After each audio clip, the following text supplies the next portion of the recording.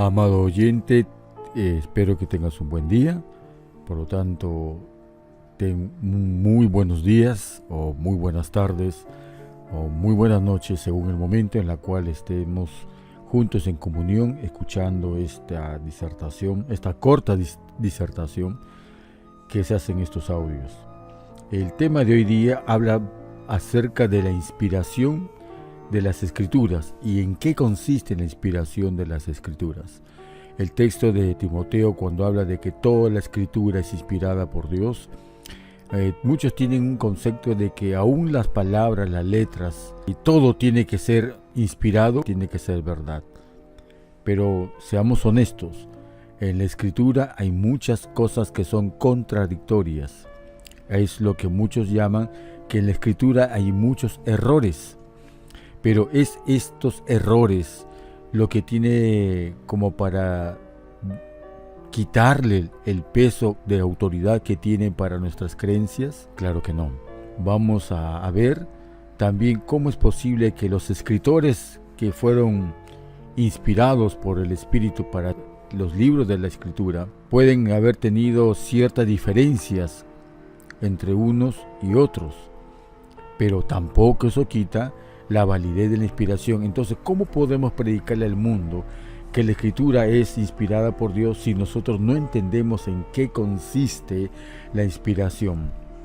Y conociendo esto, vamos a poder entender cómo, luego de muchos años, personas consagradas, personas cultas en la Escritura, versadas en los textos, profetas como podríamos llamarle, pueden haber llamado por exactamente el tema que nos está motivando, cómo pueden haber llamado que el día de reposo correcto es el sábado, cuando a la luz de todo lo que vamos entendiendo, la palabra sábado es el nombre de un día de la semana dentro de la semana solar, de las semanas continuas, y como una afirmación de alguien que se considera profeta puede ser entendida de una manera que no era la intención de hacerlo. Bien, vamos a reflexionar sobre lo que está escrito en el primer tomo de Mensajes Selectos, en el capítulo 1, cuando habla el título La inspiración de la palabra de Dios. Espero que este va a tener para varias partes, pero que vamos a empezar para desafiar la mente y la tradicional manera de entender lo que es inspiración. Empiezo a leer. Vivimos en un tiempo cuando con toda justicia puede preguntarse, en lo que dice Lucas 18:8, cuando venga el Hijo del Hombre, ¿hallará fe en la tierra? Oscuridad espiritual ha cubierto la tierra y densas tinieblas a las gentes. Hay escepticismo e incredulidad en muchas iglesias en cuanto a la interpretación de las Escrituras. Y aquí vemos que eso es cierto. Uno lee literalmente, otros lo leen simbólicamente, otros lo leen poéticamente, otros lo ven como simple alegoría, y así es como empezamos a dividir el mensaje de la Escritura, y cada uno se aferra a una interpretación y pierde la unidad de lo que la Escritura quiere decir. Continúo leyendo. Muchísimos ponen en duda la veracidad y verdad de las Escrituras.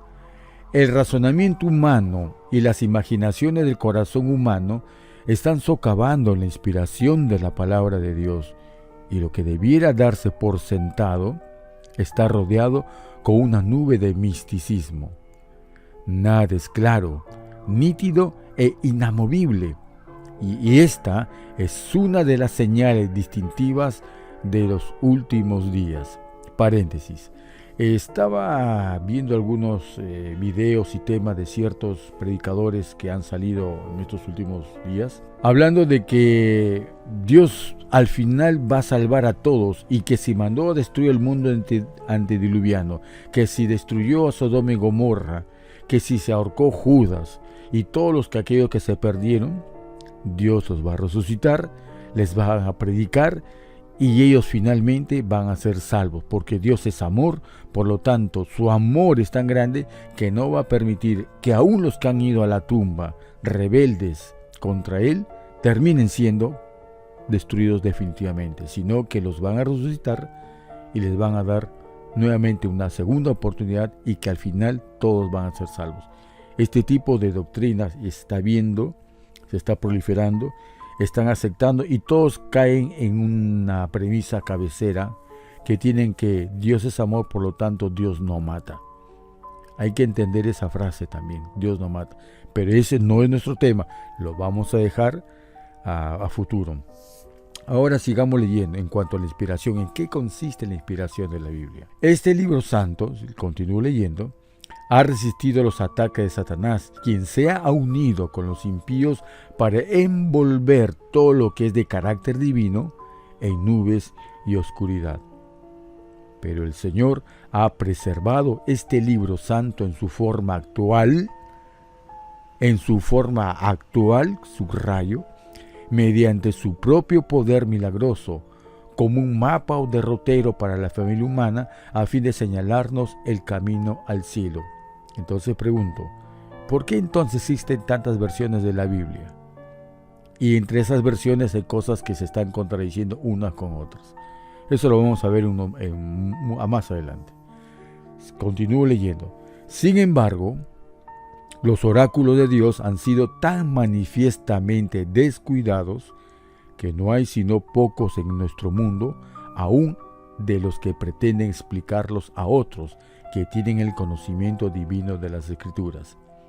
Hay eruditos que tienen una educación universitaria, pero estos pastores no alimentan a la grey. ¿Por qué dice que no alimentan a la grey?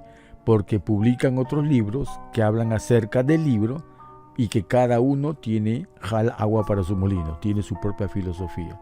Y al final no es alimento para la grey hacer que la iglesia, sea cual fuera la iglesia, lean otros libros que no sea la Escritura, con el pretexto de decir de que está oculto, que hay un misticismo, que está cubierto en una bruma o una forma que no se puede entender. Eso es un error. Continúo leyendo. No consideran que las excelencias de la Escritura continuamente estarán desplegando sus tesoros ocultos, lo que quiere decir que el entendimiento de la verdad es dinámico, no pasivo. Constantemente se va ampliando el entendimiento de la Escritura a medida que sean descubiertas las joyas preciosas cuando se cabe en su procura. Hay hombres que se esfuerzan por ser originales, y aquí hago un paréntesis, y son personas, predicadores o ministerios que buscan ser especulativos o llamativos a ciertos rasgos de la Escritura para ser considerado como gente que tiene una inteligencia superior. Entre ellas se ha cuestionado acerca de la forma de la tierra. No voy a entrar en ese tema, pero expongo que ese es uno de los esfuerzos que en estos últimos tiempos hay para distraernos del tema central de la verdad presente para nuestra generación. Cierro el paréntesis. Continúo leyendo. Que se ponen por encima de lo que está escrito. Por lo tanto, su sabiduría es necedad. Descubren por adelantado cosas admirables, ideas que revelan que están muy atrasados en la comprensión de la voluntad y de los propósitos de Dios. Procurando simplificar o desenredar los misterios ocultos durante siglos a los mortales, son como un hombre que forcejea torpemente en el lodo, incapaz de liberarse, y que sin embargo dice a otros cómo salir del mal fangoso en que se encuentra. En otras palabras, un predicador predica de un remedio que cura una enfermedad, que cuando él predica el remedio, él padece esa enfermedad.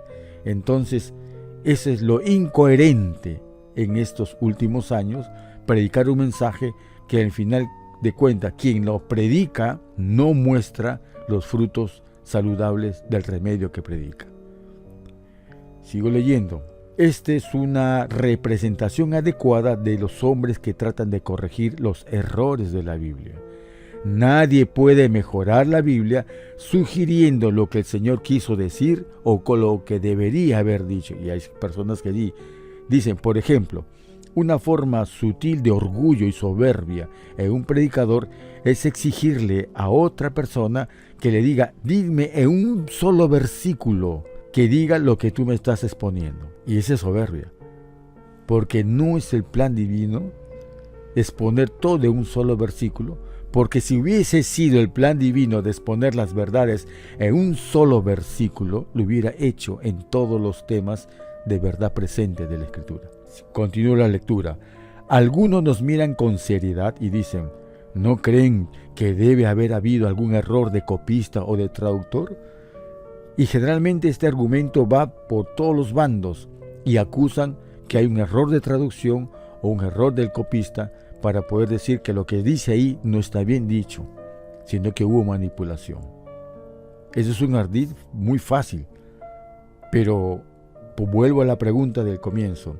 ¿Saben ustedes, sabemos nosotros en qué consiste la inspiración de la Biblia? Continúo leyendo.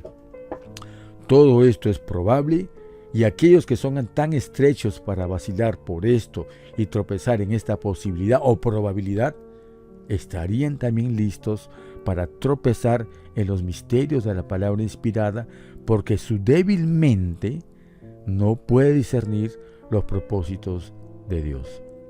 Hay un texto en la Biblia, en Apocalipsis, que habla de que cuando habla la bestia, el falso profeta y todos los poderes malignos, dice la Escritura que ellos han hecho justamente lo que Dios quería que hicieran. Y hay errores que se han puesto en la Escritura que Dios los permite, no porque vaya contra su voluntad, sino que los permite con un propósito que su sola sabiduría nos va a revelar el por qué Él permite que existan en la Escritura errores. ¿Y todo para qué? Para jalarnos las orejas y volver a repasar y contestar esta pregunta. ¿En qué consiste la inspiración de la Biblia? Y con ello vamos a transmitir también esa misma pregunta. ¿En qué consiste la inspiración de los profetas? Vamos a seguir leyendo. Sí, tropezarían con la misma facilidad en los claros hechos que acepta la mente común, que discierne lo divino. Y la mente común tiene que aprender a discernir lo divino, y para la cual las declaraciones de Dios son claras y bellas, llenas de meollo y de grosura. ¿Cuáles son esas declaraciones de Dios que son claras y bellas, llenas de meollo y grosura? Son todos los textos que dicen, así dice Yahweh. Sigo leyendo. Todos los errores no ocasionarán dificultad a un alma, ni harán que ningún pie tropiece, a menos que se trate de alguien que elaboraría dificultades de la más sencilla verdad revelada. Dios entregó a hombres finitos la preparación de su palabra divinamente inspirada.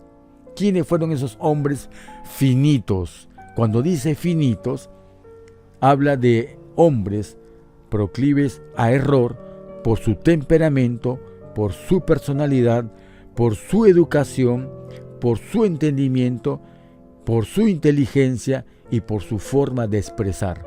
Por eso son hombres finitos. Y Dios encomendó que esos hombres prepararan de su palabra debidamente inspirada.